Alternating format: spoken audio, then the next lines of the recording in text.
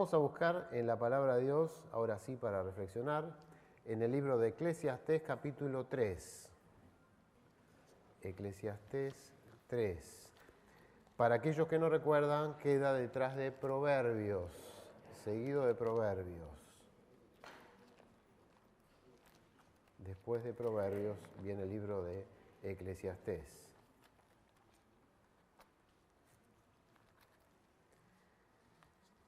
Capítulo 3, se van poniendo de pie, por favor, para la lectura. No se perturben si de pronto sienten sirenas o todo ese movimiento, porque cuando hacen los desfiles justamente hacen sonar las sirenas. No es ningún problema grave, ¿no? Y en este momento hay desfile allí, en el centro de la ciudad. Así que leemos en Eclesiastés capítulo 3, versículo 1. Todo tiene su tiempo y todo lo que se quiere debajo del cielo tiene su hora. Tiempo de nacer y tiempo de morir, tiempo de plantar y tiempo de arrancar lo plantado, tiempo de matar y tiempo de curar, tiempo de destruir y tiempo de edificar, tiempo de llorar y tiempo de reír, tiempo de endechar y tiempo de bailar, tiempo de esparcir piedras y tiempo de juntar piedras, tiempo de abrazar y tiempo de abstenerse de abrazar, tiempo de buscar y tiempo de perder, tiempo de guardar y tiempo de desechar, tiempo de romper y tiempo de coser, tiempo de callar y tiempo de hablar, tiempo de armar y tiempo de aborrecer, tiempo de guerra y tiempo de paz. Hasta aquí leemos, ¿no? En el libro de Eclesiastés. Tomen asiento, por favor. El sabio Salomón se presentó, ¿no?, en el inicio del libro. El sabio Salomón plantea en el libro de Eclesiastés que en toda vida humana, todo ser humano, en el transcurso de toda la vida nuestra, hay distintas etapas, diversos momentos, diferentes circunstancias. El sabio plantea esto desde una óptica terrenal, humana, que es la visión de Eclesiastés. Ver lo que sucede a nivel humano, visual. Y la realidad, viendo lo terrenal, es que nuestra vida tiene etapas, tiene momentos, tiene circunstancias. La vida de cualquier ser humano y también de los cristianos. Hay diferentes momentos. En mi caso, yo ahora he comenzado hace poco la etapa de ser abuelo, por ejemplo, ¿no? Todavía recuerdo cuando criaba a mis hijas, criábamos a nuestras hijas, ahora me toca el tiempo de abuelos. Y en un tiempo me tocó formarme para trabajar en la vida y cumplir un rol en la vida, formarme para ser educador. Después, durante muchos años, cumplí el rol de educador y hoy estoy cerrando un poco esa etapa. Hay momentos de la vida, ¿no? Algunos están en el noviazgo, preparándose, otros están en el primer tiempo de matrimonio, otros criando hijos, otros ya jubilados. Hay etapas, circunstancias en la vida, momentos. Y en esto tienes razón el sabio Salomón, que mira la realidad en forma terrenal. Y también plantea, avanza un poquito más el sabio, y dice que hay momentos buenos y momentos malos. O si quieren decirlo más técnicamente, momentos positivos y negativos en la vida.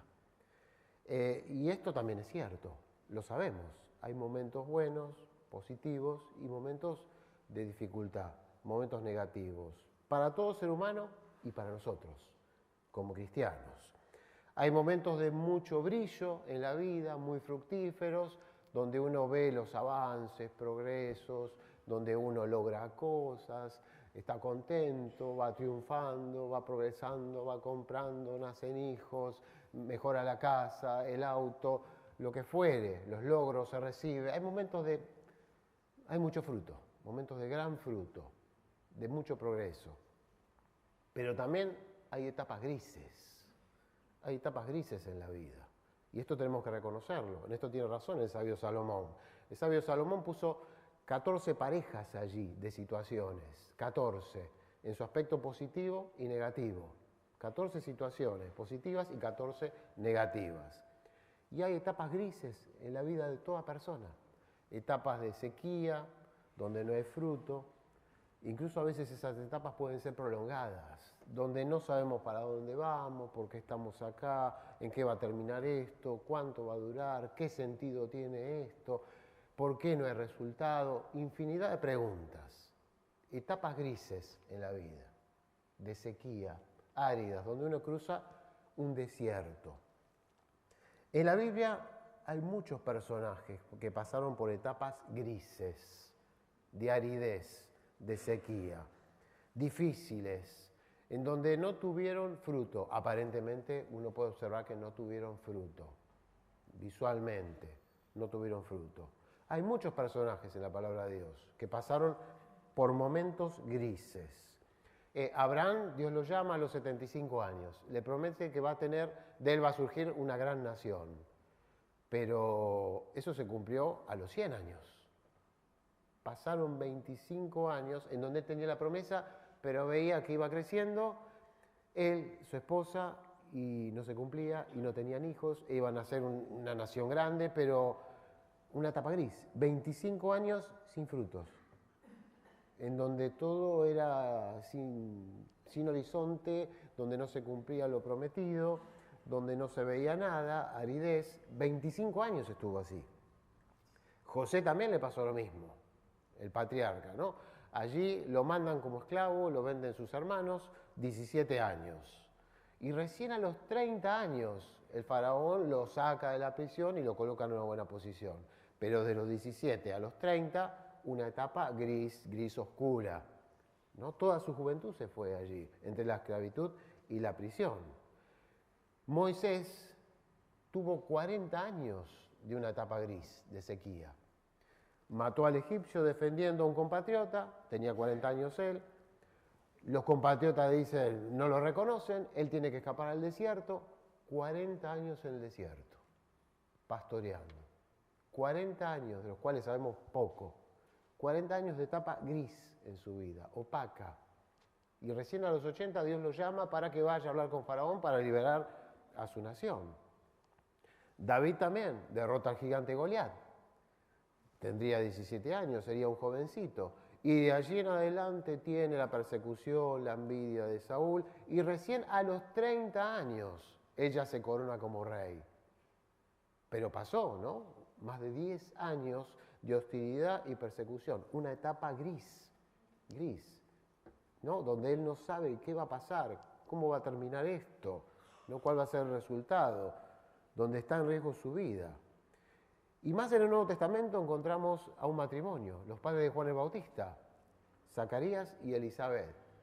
Y ellos viven una larga, nosotros ahora decimos los padres de Juan el Bautista, pero eran muy ancianos, eran de edad avanzada, ya habían pasado décadas de matrimonio, no tenían hijos. Y en ese momento no tener hijos era un estigma, era mal visto, ¿no? Como que la bendición de Dios no estaba acompañando el matrimonio. Ya habían pasado décadas de matrimonio, ya estaban en edad avanzada, viviendo una vida gris, sin fruto, sin resultado, sin la bendición, mirados de reojo por los demás sacerdotes. ¿No? Una vida gris. Allí tenemos. Después nace Juan el Bautista, pero tuvo una vida gris en el medio. Y quizás si uno puede ahondar un poquito más, uno lo puede ver en el caso de Jesús también esto. Es decir, conocemos a Jesús en la infancia, conocemos a Jesús a partir de los 30 años, todo su ministerio, pero desde la infancia hasta los 30 años, ¿qué sucedió?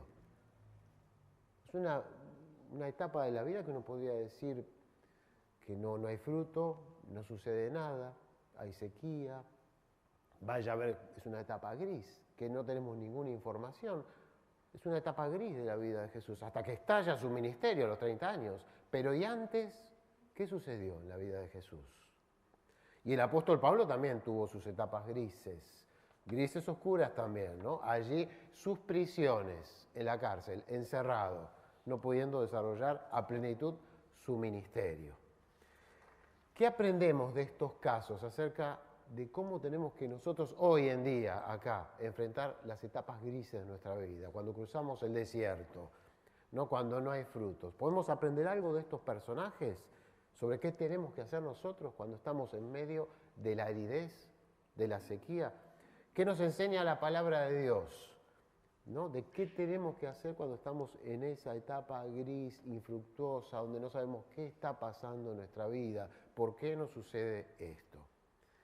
Lo primero que uno puede observar en la palabra de Dios viendo estos casos es que, y la primera recomendación que tenemos es que uno tiene que seguir avanzando. Uno tiene en esos periodos grises que seguir avanzando. No tiene que bajar los brazos, no tiene que sentarse allí y abandonar todo. Uno tiene que seguir avanzando.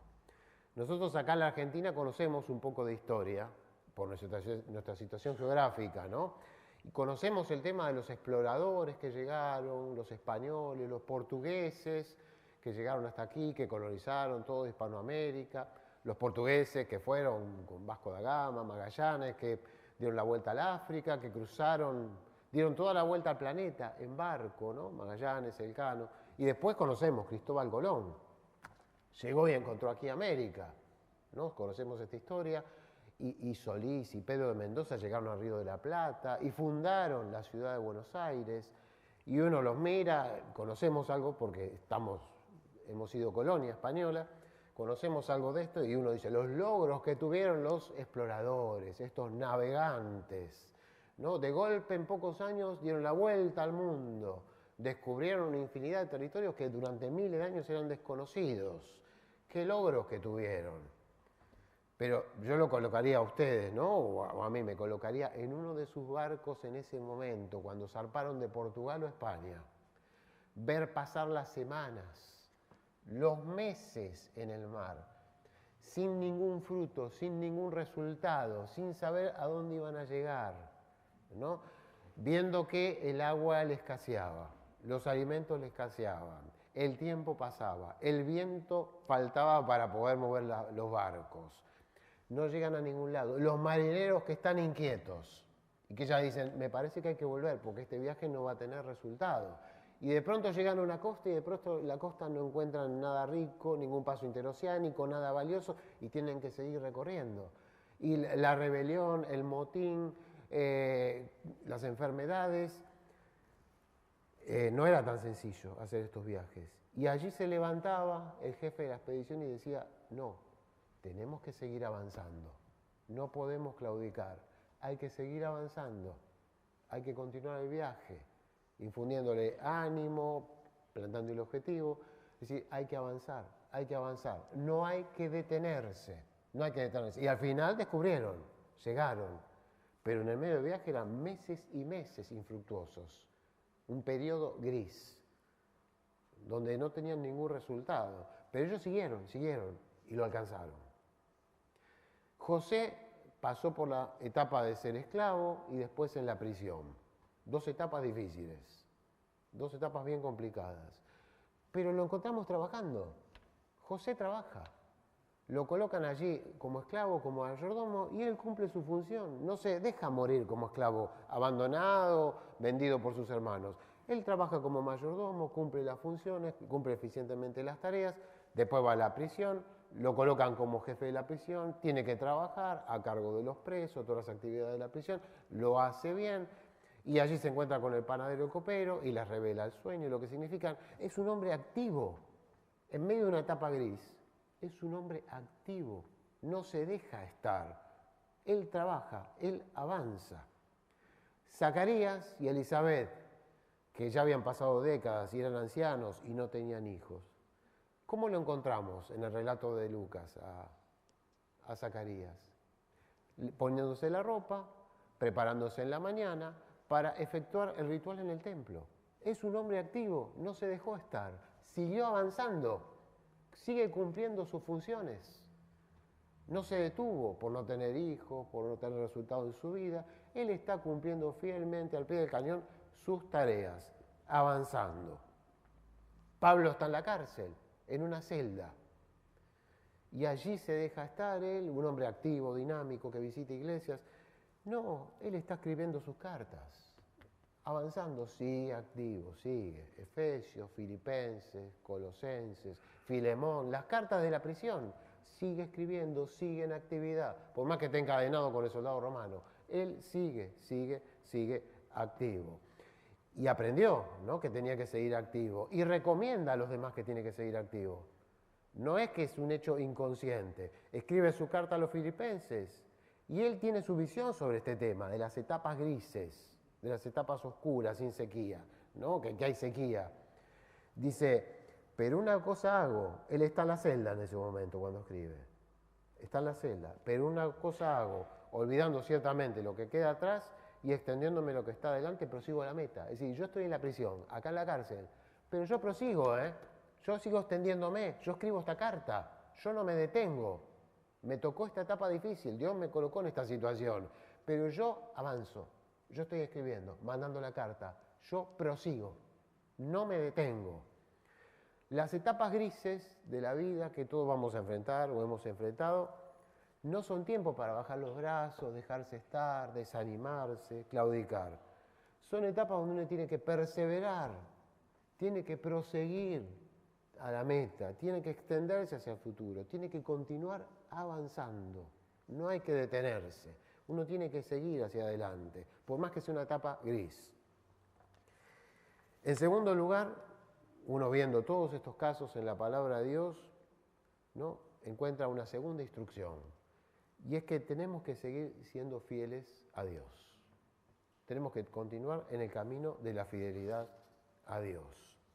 No debemos convertir las etapas de crisis o grises o infructuosas en la justificación para relajarnos espiritualmente. Y bueno, hermano, a mí no me va tan bien en este momento, que por eso no leo tanto la Biblia, y ve usted que vengo poco a la reunión con los hermanos, y dejé de trabajar en esta área, colaborar, porque es un tiempo difícil, hermano, vio cómo... No, las etapas grises no tienen que ser justificación para relajarnos espiritualmente, para aflojarnos. Uno tiene que seguir siendo fiel a Dios. Nos corresponde seguir siendo fiel a Dios. No tienen que ser la justificación, peor aún, para ir en contra de Dios, para rebelarnos. A veces se llega al punto de la rebelión. Lamentablemente uno a veces se topa, se encuentra o sabe de algún cristiano que se ha alejado de la fe, ¿no? Años allí se ha alejado y de pronto tiene alguna información o se acerca a ese hermano que ha ido para un rumbo completamente contrario, distinto, que ha roto, ¿no?, con los principios bíblicos, y lo que hace esa persona es decirle, pero a mí me pasaba esto, me pasó esto, tuve este problema, esta circunstancia, este conflicto, esto. Aprovecha toda esa etapa gris, toda esa etapa infructuosa de conflictos, dificultades, como justificación para decir, bueno, entonces me rebelé y seguí mi propio camino. No, cuando uno está en una etapa gris, tiene que seguir la palabra de Dios, justamente, no puede romper con la palabra de Dios. Somos llamados para ser fieles en todo momento a Dios. No tenemos que aflojar nuestra vida espiritual. José es esclavo en Egipto, pero cuando la esposa de Potifar le hace una propuesta indecente, él dijo, yo voy a seguir siendo fiel a Dios, no voy a pecar contra Dios. Es el hombre que le está yendo mal, que no tiene un horizonte claro, que lo han vendido, que es esclavo, pero él dice, yo acá voy a seguir fiel a Dios, no voy a claudicar, voy a ser fiel a Dios. Y de Zacarías y Elizabeth, los padres de Juan el Bautista, que no habían tenido hijos, ¿qué dice Lucas? Que eran justos delante de Dios e irreprensibles en cuanto a los mandamientos de Dios. Es decir, había sido una vida gris la de ellos, sin hijos, pero ellos, año tras año, el matrimonio, justos, cumpliendo los mandatos de Dios. Y no hay resultado en la vida, no importa. Yo sigo fiel a Dios, cumpliendo los mandatos de Dios. En las etapas grises uno tiene que seguir siendo fiel a Dios, fiel a Dios. Es lo que plantea Pablo a los Gálatas. No nos cansemos, pues, de hacer el bien, porque a su tiempo segaremos y no desmayamos. No hay que bajar los brazos, no hay que desanimarse, no hay que cansarse. Tenemos que seguir haciendo el bien, lo que es correcto, tenemos que seguir practicando la palabra de Dios. No hay que cansarse en las etapas grises. Hay que seguir siendo fiel a Dios, fiel a Dios. Nosotros cantamos muchos himnos, la mayoría son himnos. Y yo estaba pensando en una persona, en una himnóloga que se llamaba Fanny Crosby. Ahí van a ver la imagen de ella. Como ven, Fanny Crosby vivió hace muchos años, 1820 nació, no tuvo una vida larga, pero estamos hablando 200 años atrás. Es una de las mayores himnólogas, una de las mujeres que más himnos ha escrito. No es una cuestión que yo lo diga, ustedes busquen en internet después su nombre y va a descubrir que se habla infinidad de ella. Reconocida por las autoridades estadounidenses, por todas las iglesias evangélicas protestantes, más de 8.000 himnos escribió esta persona, esta hermana. Más de 8.000 himnos escribió. Recién cantamos uno nosotros. En Jesucristo, fuente de paz, en horas negras de tempestad, hallan las almas dulce solaz, grato consuelo, felicidad. Este himno lo escribió ella, justamente, lo acabamos de cantar. Y muchos otros, capaz que algunos recordarán, A Dios sea la gloria, otro himno muy conocido, e infinidad, más de 8.000 himnos escribió. Reconocido en el mundo cristiano, hasta en el ámbito político, en todos lados se habla de ella. Una de las mayores himnólogas, especialmente de gospel, ¿no? El siglo XIX y principios del XX, en Estados Unidos, que haya existido en la historia, la fe cristiana. Sin embargo, la historia de ella es poco conocida, seguramente por nosotros, ¿no? Desconocida. Tuvo una vida gris. Al mes y pico de nacer, ella quedó ciega. De bebé quedó ciega. En el año murió su padre y tuvo que salir la madre a trabajar, criada por la abuela. No estamos hablando de un ciego ahora, en este año. Estamos hablando de un ciego en 1820, 200 años atrás, en esas circunstancias que son distintas. Sin embargo, tuvo que enfrentar de inicio una vida gris, complicada. Sabemos lo que es la ceguera, es una vida complicada. Sin embargo, ella a los 12 años ya había aprendido de memoria el Pentateuco, los libros poéticos y los evangelios. Los sabía de memoria se los había aprendido. Y a partir de los 12 años empezó a estudiar un instrumento musical, otro y otro. Varios instrumentos musicales. Y a recibir formación, ¿no? En casas de estudio importantes incluso. Y era poetisa, letrista, empezó a escribir los himnos. Porque no se detuvo, siguió avanzando. A veces nosotros nos detenemos ante cosas infinitamente menores que la ceguera. Ella no, ciega, avanzó, continuó avanzando y haciendo el bien, sirviendo a Dios, haciendo lo correcto, ¿no? Y hoy nosotros cantamos sus himnos. Ella no se detuvo, siguió avanzando y haciendo lo correcto, sirviendo a Dios. Eso es lo que tenemos que hacer en las etapas grises de la vida.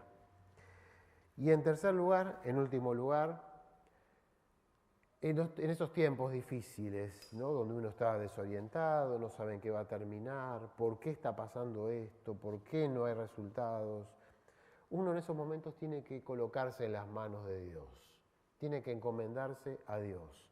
Colocar las preocupaciones, las circunstancias, lo que le está pasando a uno lo tiene que colocar en las manos poderosas de Dios. Como dije antes, Pablo está en la prisión, Pablo está en la cárcel. En la cárcel de entonces, no la de ahora, en una celda en Roma, encadenado a un soldado romano, en una celda que no permite ver afuera, en un proceso judicial que no sabe cómo va a terminar. Es un hombre que ni siquiera tiene como nosotros casa, domicilio, porque va visitando iglesias, va contactando hermanos, va instruyendo a los ancianos de las iglesias. Un hombre activo, dinámico, en movimiento, ahora encadenado a un soldado romano y en una celda. Esa es la situación de Pablo. Y Pablo le da una recomendación a los filipenses. Escribe desde esa celda, mirando de reojo al soldado romano, una recomendación a la iglesia en Filipos. Y yo creo que es una recomendación que nace de su propia reflexión en esas circunstancias oscuras, grises. Y le dice a los filipenses: por nada estén afanosos, más bien presenten sus peticiones delante de Dios, en toda oración y ruego, con acción de gracias. Y la paz de Dios, que sobrepasa todo entendimiento, guardará sus corazones y sus mentes en Cristo. Yo creo que esto nace de su propia reflexión, viéndose allí en la prisión, ¿no? Encadenado al soldado romano, un hombre activo y dinámico. Y dice, bueno, hay que presentar nuestras circunstancias a las manos de Dios, hay que ponerse en manos de Dios. Y allí Dios, y con acción de gracias, y agradeciendo por todo lo que hemos hecho, y allí Dios, con su gracia, ¿no? Con su paz, nos va a guardar, nos va a proveer su paz y nos va a dar su tranquilidad. Les está recomendando a los filipenses seguramente lo que él vivió en esa etapa gris. Yo presenté mi problema delante de Dios. Dios me oyó y me está guardando con su paz. Y les recomiendo a todos los que están en esa etapa gris hacer lo mismo. Cuando estamos allí en ese tiempo difícil, presentar nuestras inquietudes, ponernos en las manos, nuestras preocupaciones en las manos de Dios. Eso es lo que está diciendo Pablo. Con acción de gracias. El tiempo gris es el momento también de recapitular todas las bendiciones que Dios nos dio, de todas las cosas que nos protegió Dios y nos está protegiendo. Y dar gracias, justamente es lo contrario. En el tiempo gris, dar gracias. Y Dios nos dará su paz. Solo Dios puede dar paz. Creo que su experiencia y la mía, ¿no? Que buscarla en otro lado, en otra persona, no se obtiene. Solo Dios es el que puede dar paz en medio de la sequía.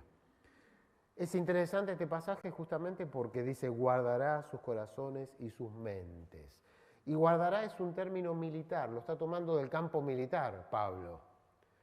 Guardará es colocar centinelas, colocar guardias alrededor, ¿no? De la guarnición militar. Lo que está diciendo Pablo es, Dios va a poner alrededor nuestro su paz como una guarda, ¿no? Como una guardia, como centinela. Las circunstancias van a seguir difíciles quizá, pero alrededor tuyo voy a poner como una guardia de paz y vos vas a estar en el medio. Esa es la expresión del apóstol Pablo. Dios con su paz nos guarda por todos los flancos y nos estamos colocados allí en el medio. Pedro sigue la misma línea que Pablo también. Pedro al final de su vida escribe su carta y seguramente sabemos de la vida de Pedro que habrá pasado momentos difíciles, que pasó momentos difíciles y también comprobó que en los momentos difíciles hay que ir a Dios.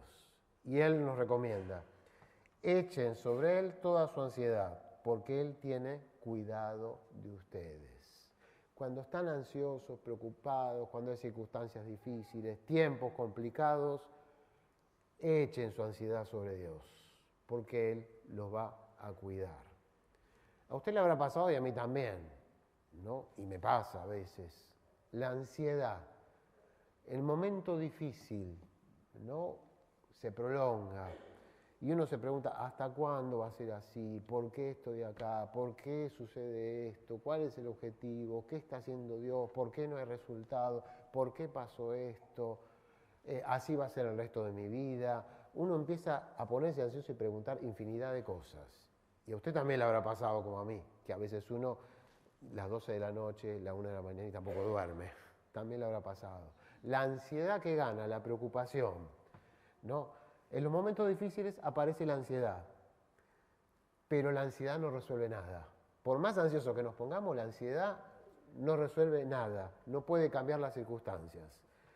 Pedro dice, el único que puede actuar, el único que puede cuidarnos, es Dios. La ansiedad no resuelve nada, Dios sí puede resolver. Hay dos cosas en este pasaje que hay que tener presente y que nosotros a menudo olvidamos. La primera es que Dios tiene cuidado de nosotros. Dios desea cuidarnos. Dios desea cuidarnos. Y la segunda es que Dios tiene poder para cuidarnos. Dos cosas que nosotros a menudo olvidamos. Solemos pensar, y bueno, Dios no me tiene en cuenta, no es importante lo mío, Dios está en otras cosas. No, Dios desea cuidarnos. Él tiene cuidado. Recordemos esto, porque son cosas que olvidamos. Dios desea cuidarnos. Tiene voluntad de cuidarnos, no está para las grandes cosas o para otros. Dios desea cuidarnos. Y Él tiene poder para cuidarnos. También a veces decimos, no, esto ya no tiene solución, no tiene salida, las cosas son así, esto no va a cambiar, no va a pasar nada, ya no hay nada para esperar. No, no, no, Dios desea cuidarnos y tiene poder para cuidarnos y para preservarnos en esas circunstancias y para actuar. De alguien que no hablé es el profeta Elías. El profeta Elías tuvo sus épocas de sequía literales, ¿no? De sequía anímica, espiritual, pero también física, porque él tuvo que proclamar que había una sequía para Israel, como un juicio de Dios.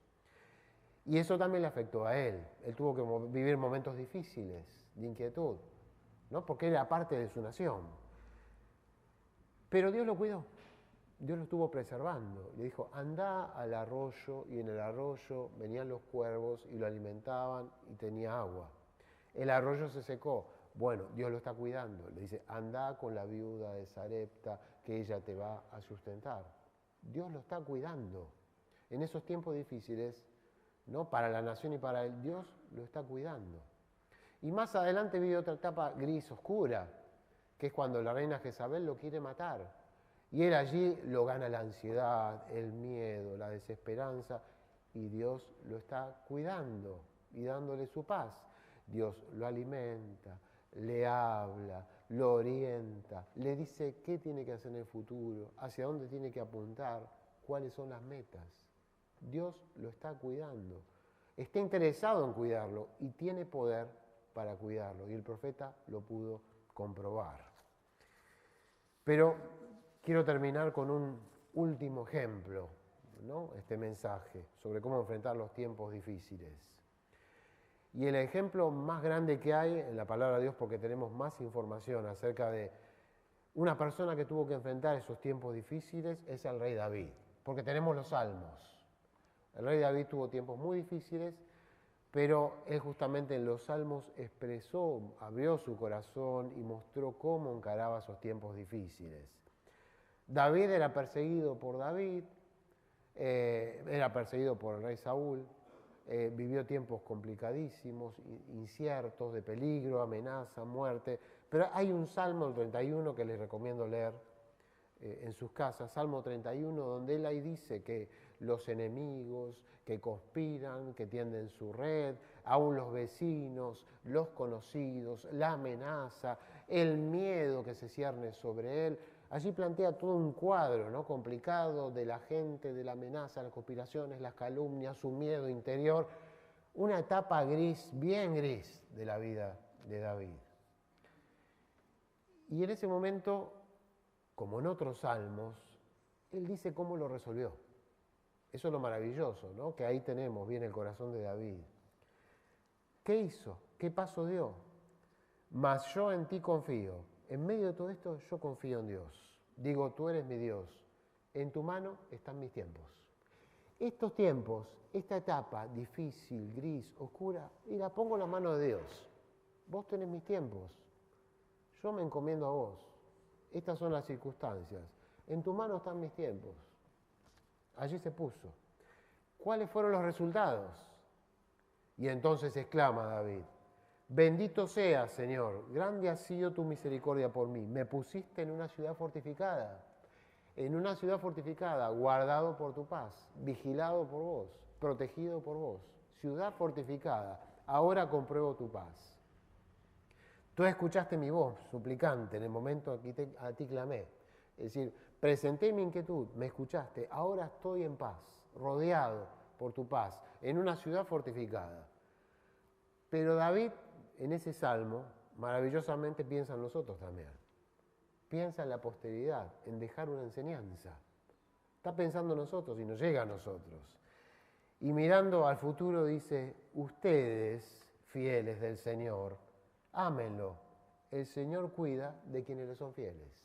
Es decir, mi recomendación es que ustedes tienen que seguir mi camino. Tienen que seguir siendo fieles. El Señor va a cuidar de ustedes. Amen al Señor. Sean fieles al Señor. Y van a experimentar lo mismo que yo. El Señor los va a cuidar.